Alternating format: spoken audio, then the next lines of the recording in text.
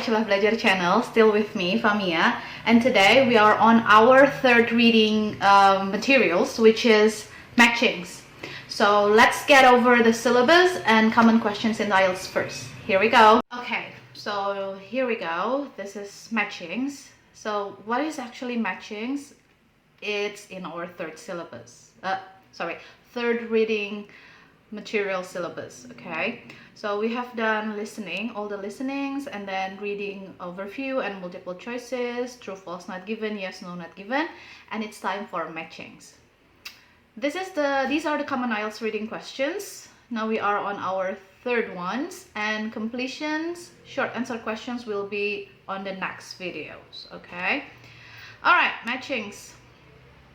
There are 4 types of matching questions. Okay, now let's see. Okay, first one is matching information, which you will be asked to look for small details such as reason, explanation, description, comparison, or conclusion in the text. And then matching headings. You are responsible for matching the headings with each paragraph or section in the paragraph. To be honest, this one is the most difficult one for me, so bear with me there. And then matching features.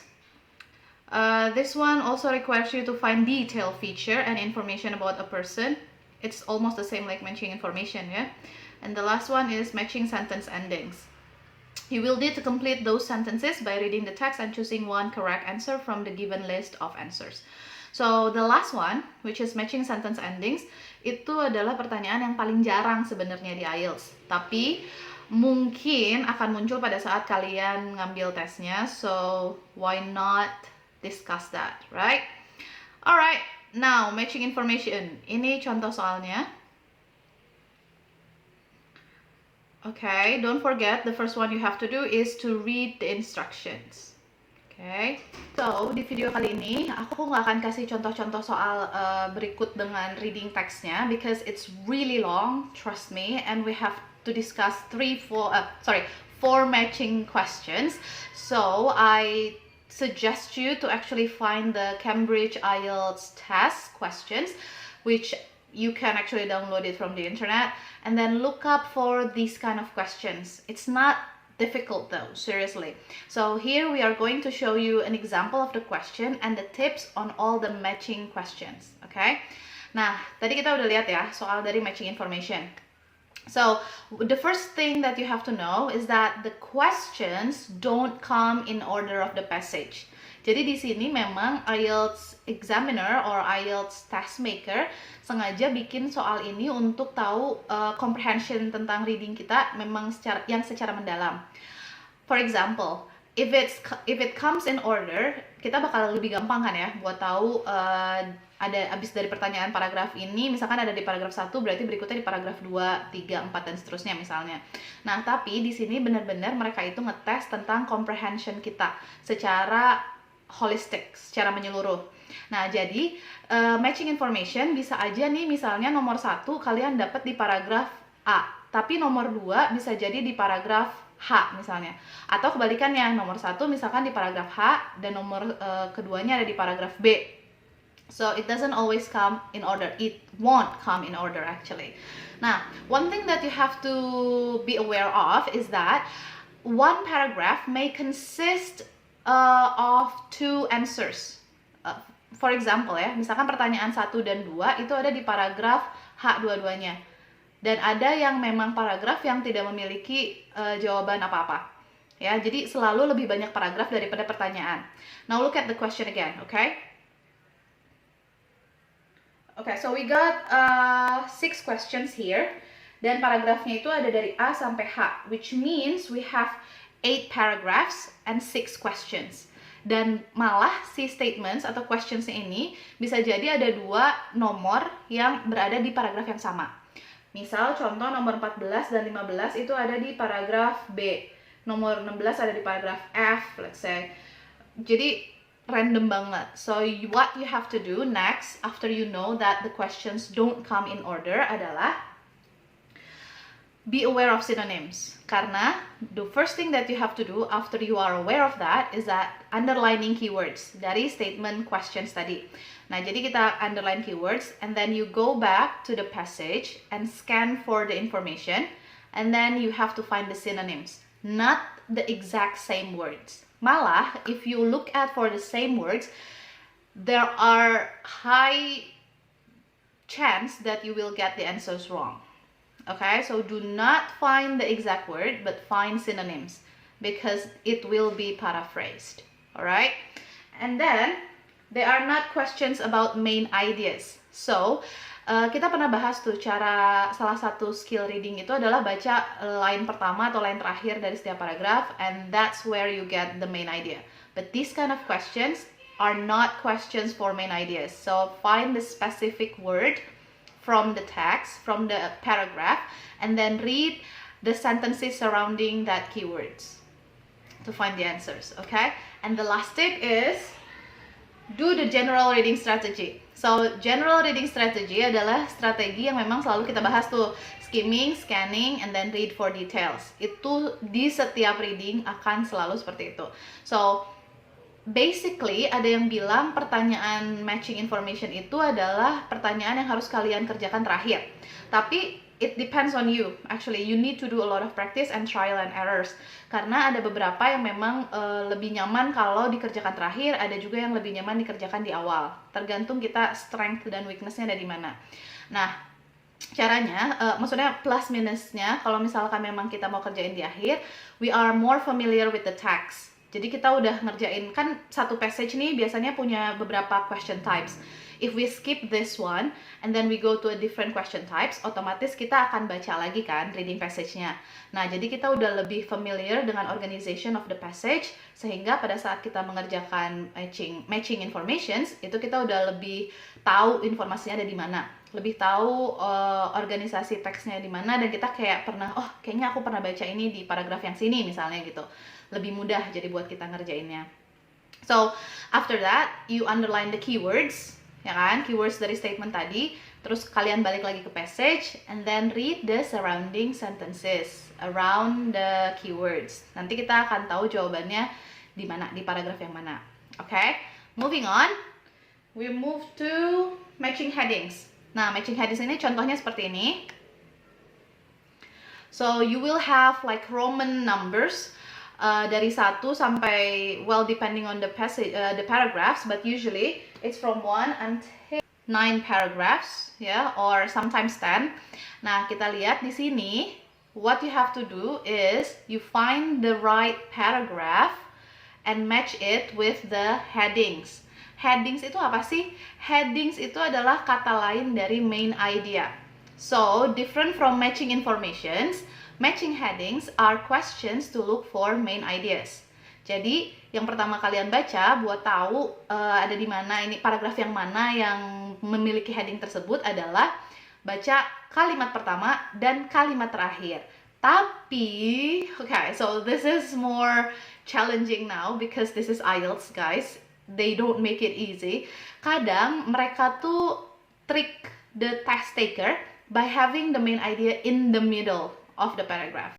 I'm not saying that you have to read everything because that's gonna be a waste of time, tapi baca kalimat pertama, kalimat terakhir, dan kalau misalkan kita masih ragu, baca di tengah-tengah paragrafnya. Okay, one of the sentences in the paragraph, in the middle of the paragraph.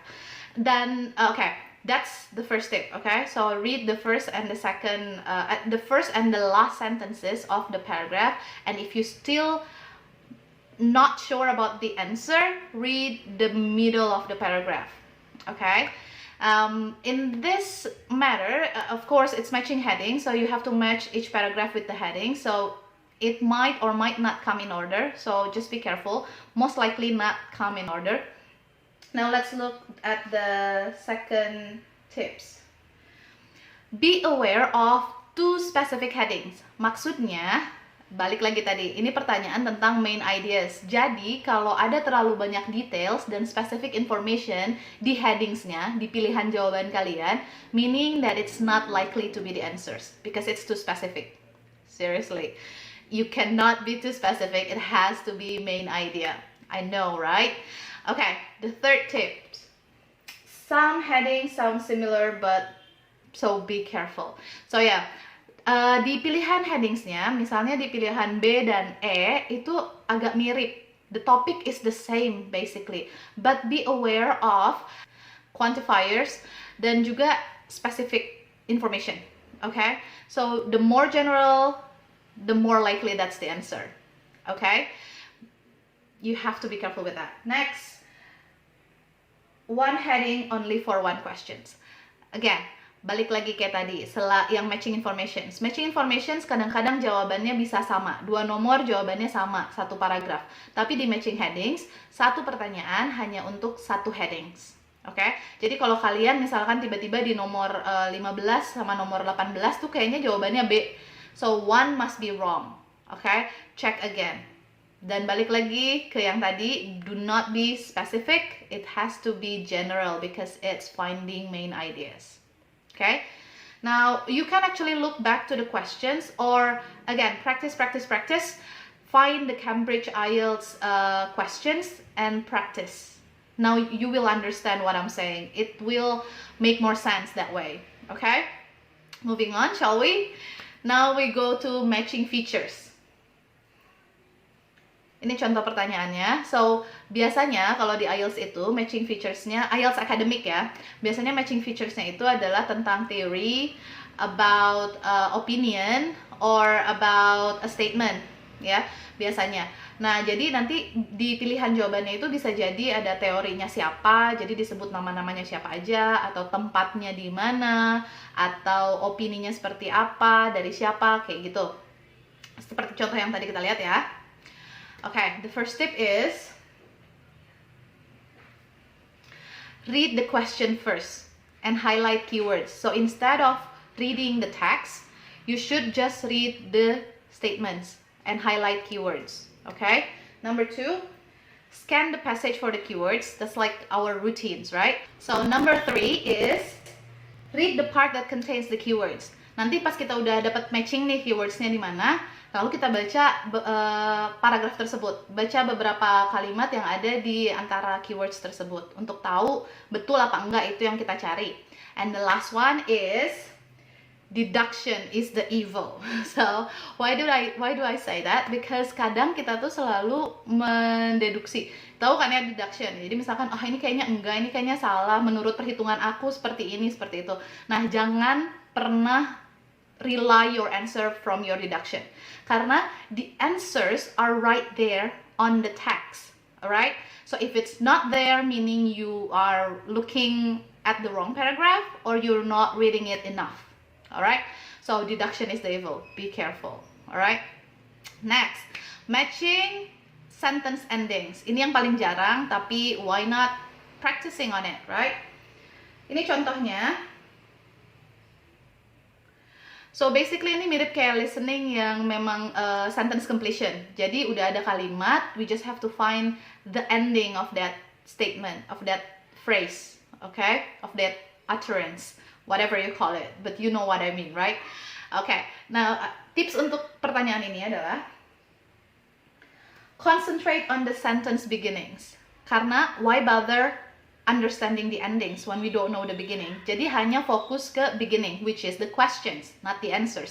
Concentrate on that, okay? So put your focus on the beginning of the sentences. Next, scan the passage for the keywords.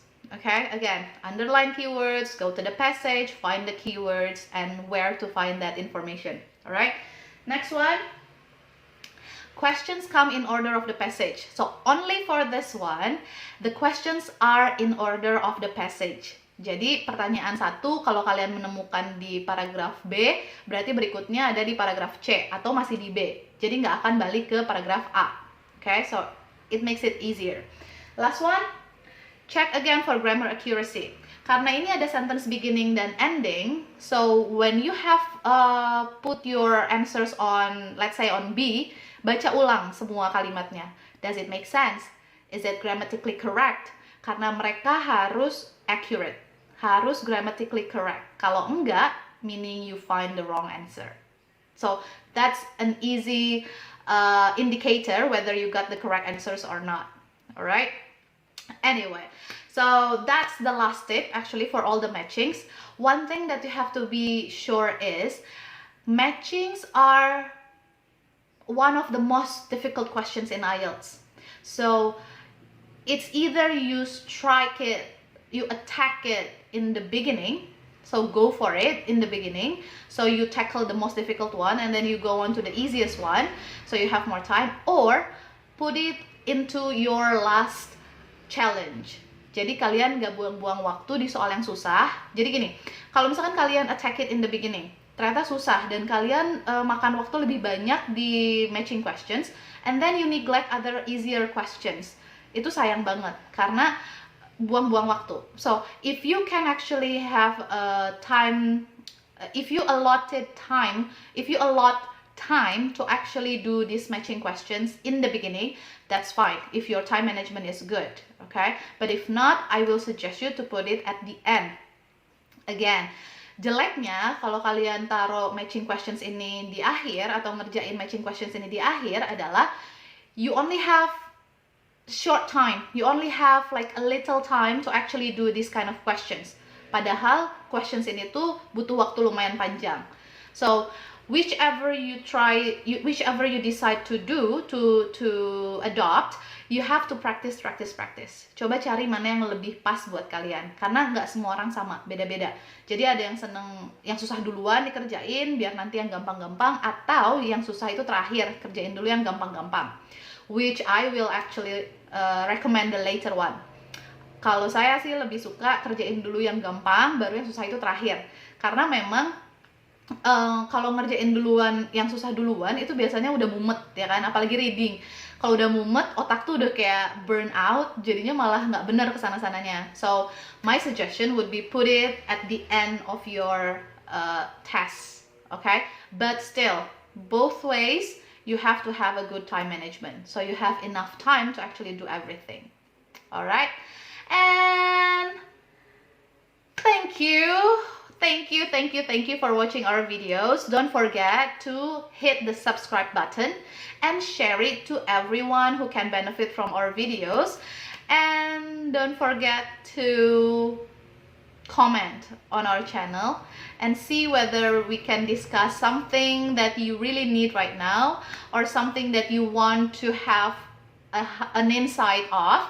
Just comment on everything that you need and we will try to make the videos later. Alright? Thank you guys for watching. Bye!